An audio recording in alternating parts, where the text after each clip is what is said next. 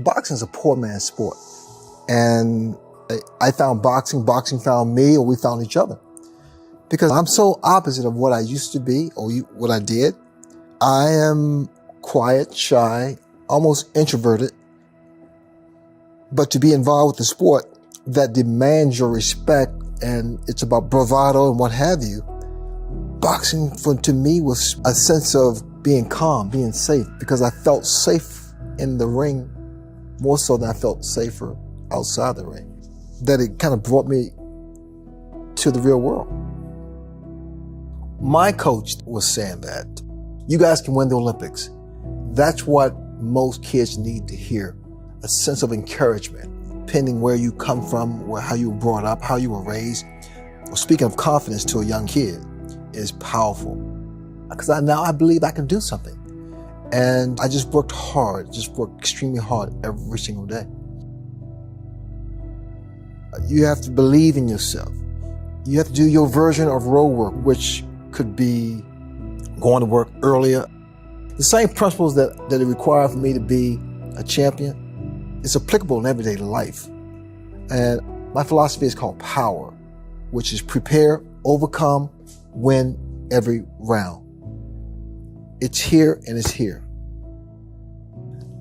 I create the fight in my head. I see it, I feel it, I taste it. For me, talk about when I lost my first professional fight, which was so devastating, emotionally devastating.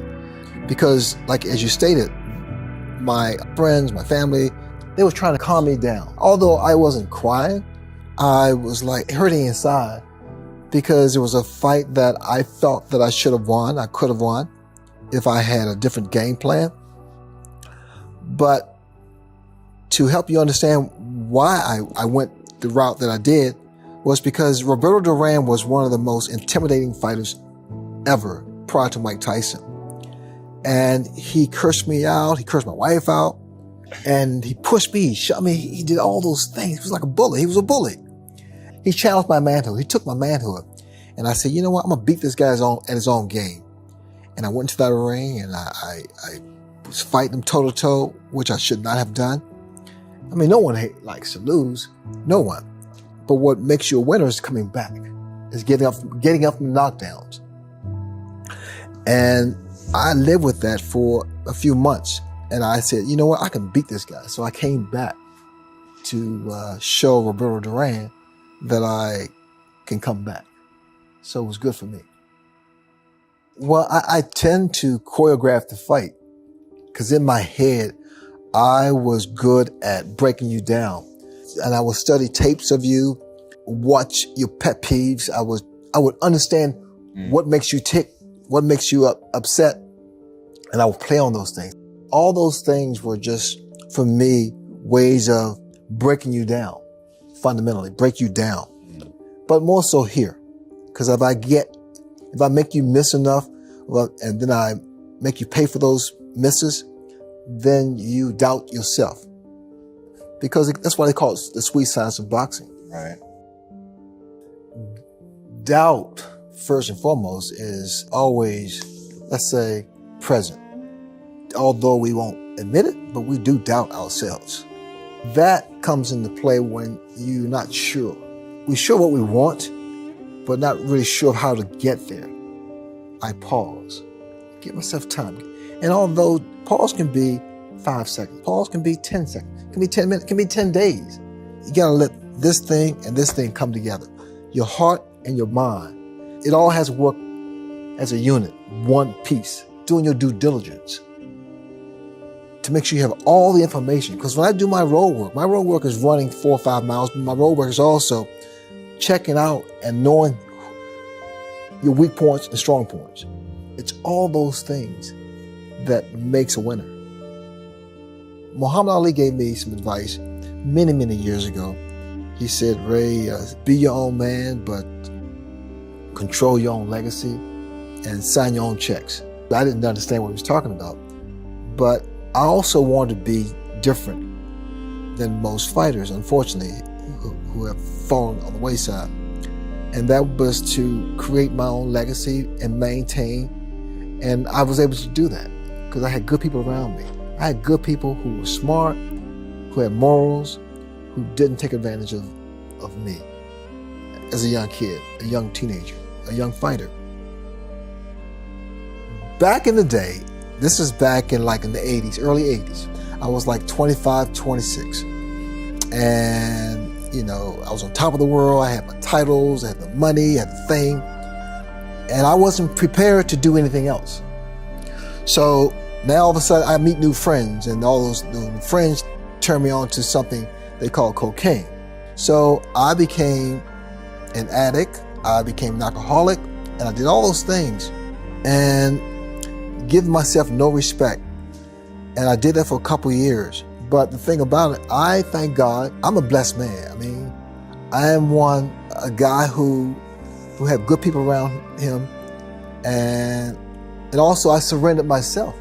If you don't come to grips with who you are, you'll never be happy. I am the happiest I've ever been in my life, because now I'm okay in my own skin. But I am cool with who I am. I mean, I can walk into this room and if no one recognizes me, it's okay. It's okay. I'm okay with who I am. Life is a fight. Life is a challenge. And everyone is not nice. Everyone don't have morals. And some people try to take what you have. I mean, all of those things. And I just found a place recently in the past couple of years that has made me the man I am today. I've been 10 years sober. It was hard for me to say I'm an alcoholic because I'm Sugar Ray Leonard.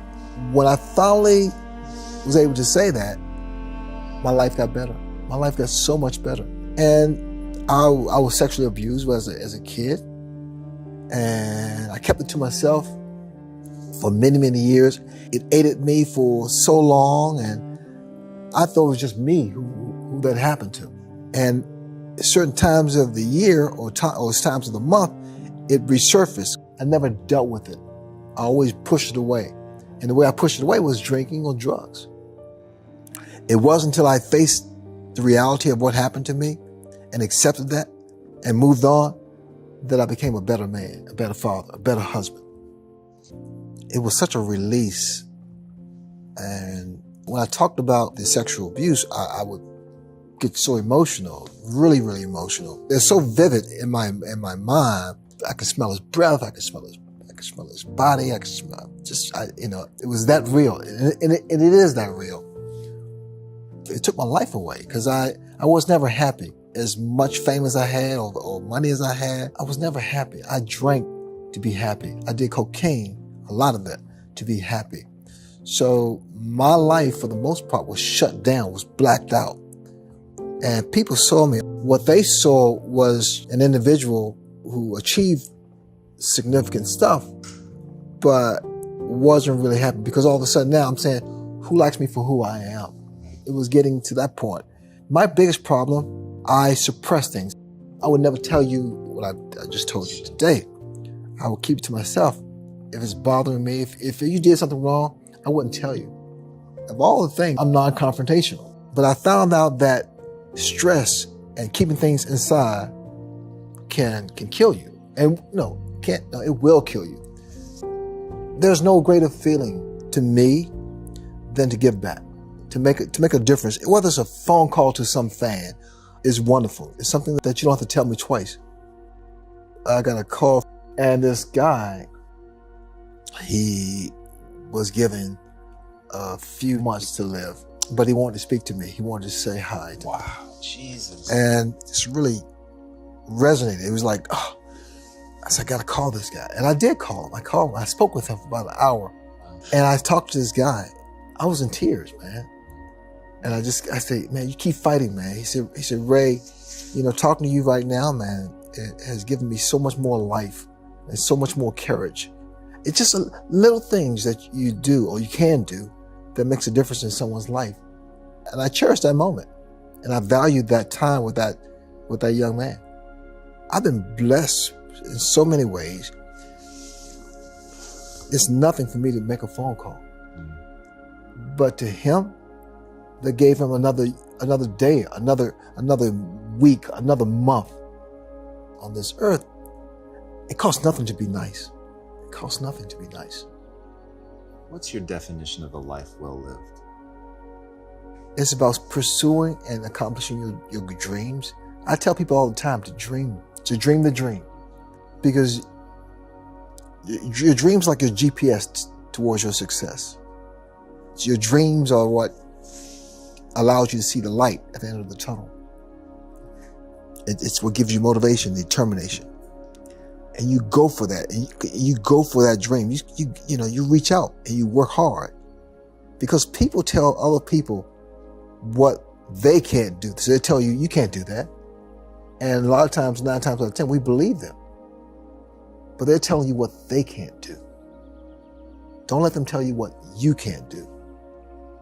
I talk about success. I talk about victory. Victory is defined in so many ways.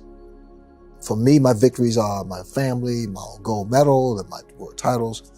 And for other people, your victories can be promotion.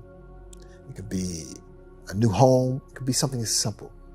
No matter how you define victory, you just got to go for it.